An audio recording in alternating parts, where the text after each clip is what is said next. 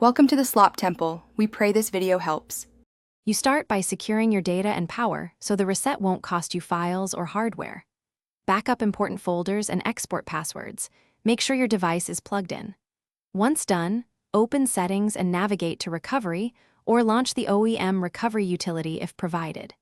You choose Reset this PC to begin. This is the first actionable step because it prepares system files and offers keep files versus full wipe options. Pick the one that matches your goal. You now make the crucial choices that determine how thorough the reset will be and why. Pick Keep My Files for minimal disruption or Remove Everything for a clean slate. Choose Cloud Download for fresh system files if local recovery is corrupt. Once you confirm, the tool removes apps, resets settings, and reinstalls Windows. Progress bars show stages. Make sure to stay plugged in and connected. Interrupting this phase can leave the OS unbootable, so be patient as the system works. You finish by completing the out-of-box experience.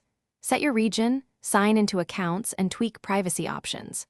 After that, reinstall essential apps and restore your data from the backup you made earlier.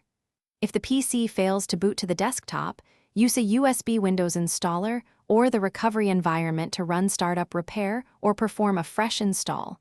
This is the key troubleshooting tip because it fixes corrupt boot files. Make sure to update drivers and Windows before heavy use.